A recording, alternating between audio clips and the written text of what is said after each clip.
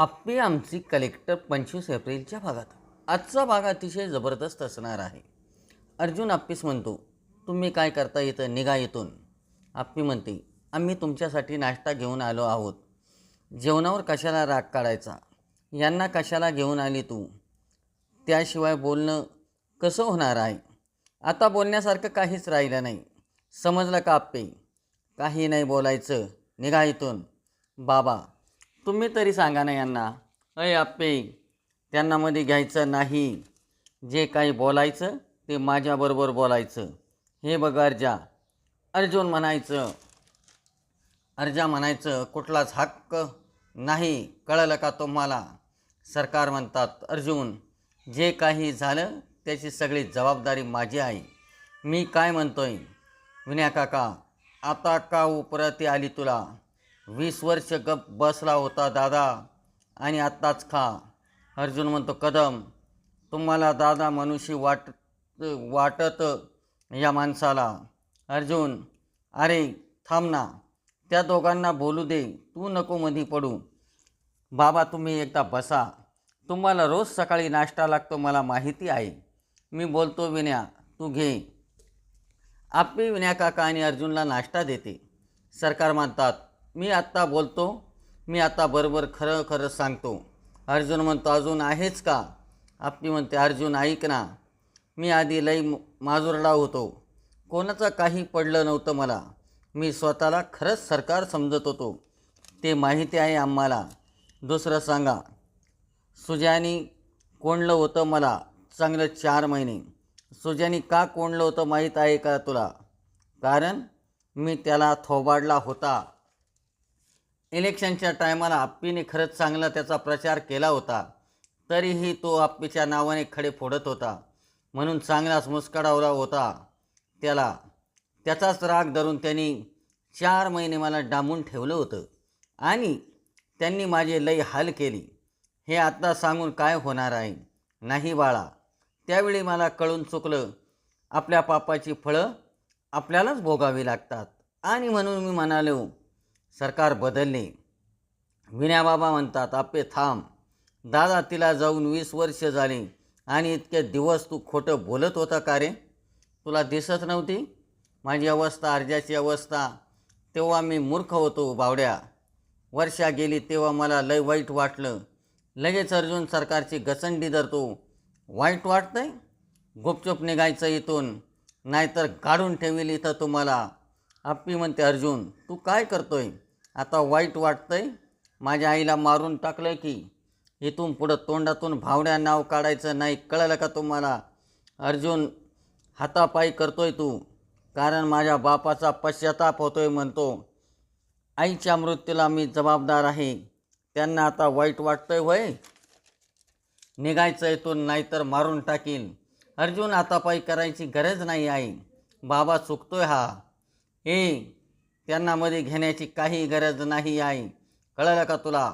हे घे, घेऊन जा तुझा नाश्ता बिष्टा, चाल ने घेतून. सरकार म्हणतात, अर्जुन माझा राग तिच्यावर काढू नकोस, तिला काही बोलू नकोस. हे बघा, तुम्ही माझ्या डोळ्यासमोर नको आहे आणि आप्पे तुला यांची साथ द्यायची असेल तर तू बी निघ इथून. तुम्ही दोघं शांत व्हा बघू. सरकार म्हणतात, विनया काय शिक्षा द्यायची ती दे मला, पण आप्पीला नको रे. हे बघा, तुम्ही दोघं जा इथून. तुमच्यासमोर हात जोडतो मी. आप्पी म्हणते, सरकार चला. सरकार म्हणतात, आप्पे आता गेलं तर कधीच नाही येणं होणार. सरकार येतं आता थांबून काहीच होणार नाही. सरकार तेथून निघून जातात. अर्जा आप्पीला म्हणतो, हे घेऊन जा तुझं, चल. बाबा म्हणतात, अर्जा नीट सांग तिला, उगच वड्याचं तेल वांग्यावर काढू नकोस. अर्जुन चुकतोय तू, तुम्ही निघा इथून, मग मी नीट वागेन. अर्जुन जोरजोराने म्हणतो, ओ अंबीर कदम, परत माझ्या शेतात पाऊल ठेवायचं नाही. माझ्यासारखा वाईट नाही कोणी, निघा इथून. आप्पी आणि सरकार तेथून निघतात घरी जाण्यासाठी. इकडे घरी सुजा आपल्या आईस म्हणतो, भूक लागली, मला खायला दे काहीतरी.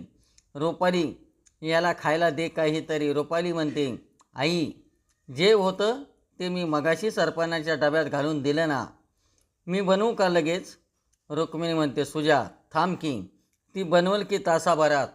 सुजा म्हणतो तासाभरात कुठलं काय, तुम्ही बसले सरकार आणि आप्पीची वाट बघत, ते काय लवकर येत नाही, माहिती आहे मला. तुला रे काय माहिती. सुजा म्हणतो आई अर्जा ऐकणार नाही, त्याची गॅरंटी आहे मला. सुजा तू असा का वैऱ्यासारखा वागतोस, त्यांनी काय बिघडवलं तुझं. स्वप्नील म्हणतो प्रॉपर्टीसाठी चालू आहे सगळं. दादा तुला एवढा नीच वाटलो का रे मी. तू तर आला होता ना माझ्याकडं प्रॉपर्टी दे म्हणून, यांना पण तीच धमकी देत होता ना. सगळ्यांना मी कसा वागतो हेच दिसतं, सरकार कसे वागले हे दिसतच नाही. काय केले रे त्यांनी तुला, कसे वागले. अरे स्वप्नील म्हणाला असता तर ते समजू शकले असते, त्यांनी काय वाईट केलं तुझ्याबरोबर. वा आई वा, काय वाईट केलं म्हणे. माझी अवस्था ही सरकारामुळंच झाली. स्वप्नील म्हणतो 1 मिनिट सुजय, तुझ्या साऱ्या सुखांचं खापर सरकारवर फोडू नकोस. दादा तुला काहीच माहिती नाही, उगाच काही बोलू नको तू. रुपाली म्हणते ते तुमचे मोठे भाऊ आहे. तुझे हो वहिनी बरोबर आहे तुम्ही म्हणता ते, तुमचं पण मोठ्या भावासारखं कधी वागले नाही. अरे सुजा काय झालं तुला. दादा वाटतो भोळा पण आहे एकदम चतुर, त्यामुळं सरकारापासून लांब राहिला आणि अडकलो मी. सुजा अरे तो अभ्यासात हुशार होता म्हणून त्याने त्याची नोकरी मिळवली. आई सरकारांची इच्छा नव्हती का त्यांचे दोन्ही पोरांनी त्यांचं सगळं सांभाळावं म्हणून. अरे पण त्यांचं असं काही म्हणणं नव्हतं. आई मला माहिती आहे, तू उगाच खोटं नको बोलू. ते मला कायम म्हणायचे हा विषय तुझ्या दादाचा नाही, हा विषय तुझा आहे, त्याला दम लागतो. लगेच स्वप्नील म्हणतो सुजय हे सरकार बोलायचे. लगेच रुपाली म्हणते सरकार बोललेच असतील, आपल्याला बाळ होत नव्हतं तर किती हिनवायचे आपल्याला. सुजा म्हणतो तेच, पण या आप्पेला सरकारांचा एवढा का पोळका आहे तेच काही कळत नाही. हा तिचं बाळ शोधून दिलं म्हणूनच एवढा पोळका असेल. इथे जेवढे सरकार मला माहिती आहे ना ते कोणालाच माहिती नाही. आई तुला पण नाही बरं का. लगेच रुक्मिणी म्हणते सुजा तू बास कर आता, मला फक्त एक गोष्ट सांगा, आत्याला जेव्हा दवाखान्यात नेऊन घरी आणलं तेव्हा. स्वप्नील म्हणतो आत्याला घरी आणले तेव्हा आत्या खोलीतच का झोपून राहायची माहिती आहे का. स्वप्नील म्हणतो हो तिची ट्रीटमेंट चालू होती. सुजा लगेच जोरजोरात हसायला लागतो. हे आहे सरकार, तुम्हाला खरं काय माहिती आहे का. आत्याला एड्याचे झटके यायचे इंजेक्शन द्यायचो मी, ते इंजेक्शन डॉक्टर स्वतः लिहून द्यायचे बरं का, कारण सरकारने त्यांना धमकावलं होतं. स्वप्नील म्हणतो काय. सुजा तोंडाला येईल ते बोलू नको. ए आई ते आले की विचार त्यांना, यातला एक जरी शब्द खोटा निघाला तर तू म्हणशील ते मी करल. अहो भाऊजी तुम्ही का द्यायचा मग, तेच तर सांगतोय मी वहिनी. सरकार म्हणजे आपला देव, ते म्हणतील तेच करावं लागत होतं. हे 2 महिने सुरू होतं, अर्जाचं लग्न झालं म्हणून थांबलं हे. याच्या पुढचं सांगतो मी तुम्हाला. डॉक्टरांनी हे सुद्धा सांगितलं होतं, देताना जरा जरी जास्त झालं तर आत्या जाऊ शकते, तरी तुम्ही द्यायचे. मग बघा आता लई गोष्टी आहे ज्या तुम्हाला माहिती नाही म्हणून मला सरकारांचा राग येतो. बास कर की सुजा आता. का गा आई. जाऊ द्या तुम्ही बसा त्यांची वाट बघत, मी काहीतरी खाऊन येतो. स्वप्नील म्हणतो आई किती भयंकर आहे हे सगळं. आहे काय आहे हा माणूस सगळं नक्की. मला सुजावर विश्वास नाही. अगं पण तू बरोबर बोलत होता. त्याशी झोपून असायची आणि नंतर 2 महिन्यांनी ती ठीक झाली की. माझं डोकं धरलंय मी, आज जाऊन पडते जरा. रुपाली म्हणते बघा आता तरी झाला का तुमचा निर्णय, मी काय बोलते बोला की काहीतरी. लगेच स्वप्नील म्हणतो रुपाली एक गोष्ट ऐकली की माझ्या पायाखालची जमीन सरकते. विनया काका सांगायचा हे तिघं ज्यावेळेस गावात आले ना, आज गावात जीवाला जीव लावून राहायचे. सरकार कामावर जायचे, राबायचे. आत्या खूप साथ दिली त्यांना. कितीतरी वेळा आत्या स्वतः जेवली म्हणायची, का तर माझा दादा जेवला पाहिजे, त्याचं पोट भरलं पाहिजे, आणि स्वतः उपाशी राहायची. त्याच दादाने तिची किती विचित्र अवस्था करून टाकली होती. रुपाली मला जर हे आधी समजलं असतं ना तर अर्जुनच्या आधी मी घर सोडलं असतं. रुपाली म्हणते मला तर आता इथं थांबायची इच्छाच राहिली नाही. खरं आहे तुझं म्हणणं. मला काय वाटतं माहिती आहे का, मामंजीने आणि भाऊजींनी त्यांना माफच केलं नाही पाहिजे ना अजिबात. इकडे अर्जुन म्हणतो कदम तुम्ही माझ्याशी बोलतच का नाही, माझं डोकं सरकलंय. कदम म्हणतात काय बोलणार, तुझं डोकं सटकलंय ना, काय बोलणार मी, तूच बोलतोय. अर्जुन म्हणतो मग सटकणार नाही काय? मला नको सांगू काही. कदम, मी चुकीचं वागतोय काय? त्यांना यायची काय गरज होती इथं? हे बघ अर्जा, मी आप्पी बद्दल बोलतोय, तू तिच्यावर एवढा का रागावतोय? कारण तिने फसवलंय मला. का फसवलं? कदम, ती तर आपली होती ना, का फसवलं तिनं? पण तू सटकतोय की, ते माहिती आहे ना तिला. तुम्ही प्रत्येक वेळेस तिची बाजू घेता. अरे तिची बाजू नाही घेत, तिचा हेतू चांगला होता ना यावेळेस. याच्या आधी कुठं होता चांगला हेतू? हे बघा अर्जा, आपली बायको असली ना, आपण तिला एवढी हक्काची समजतो, आपण सारा राग तिच्यावर काढतो. म्हणजे तू सरकारवरचा राग तिच्यावर काढतो. प्रेमापोटी केलंय सारं तुझं चुकतंय. मला नाही वाटत मी असं केलंय म्हणून. माझा राग अप्पीवरच आहे.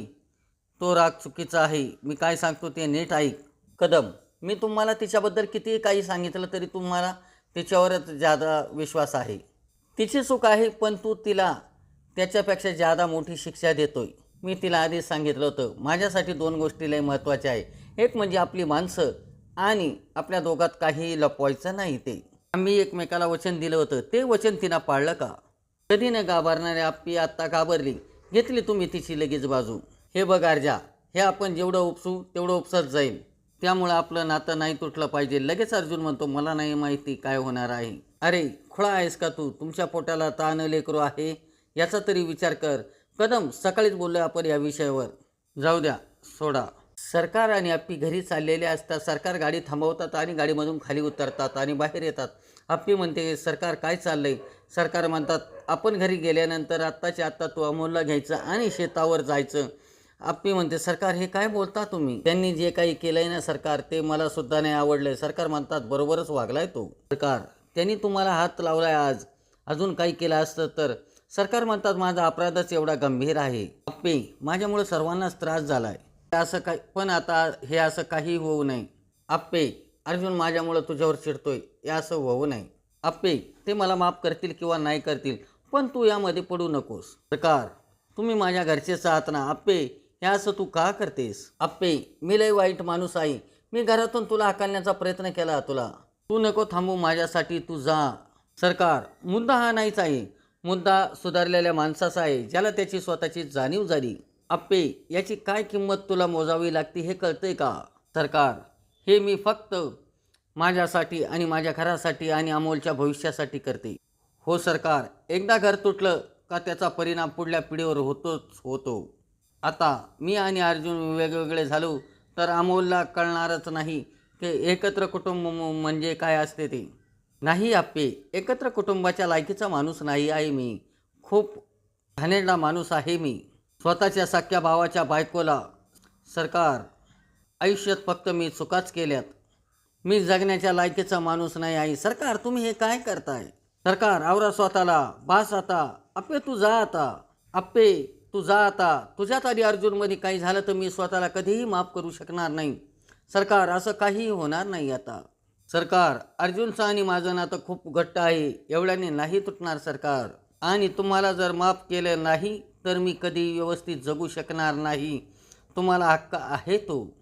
खरंच तू लई मोठ्या मनाची आहे. सरकार, मला फक्त तुम्ही एक वचन द्या, काहीही झालं तरी तुम्ही चुकीच्या मार्गाने जाणार नाही म्हणून.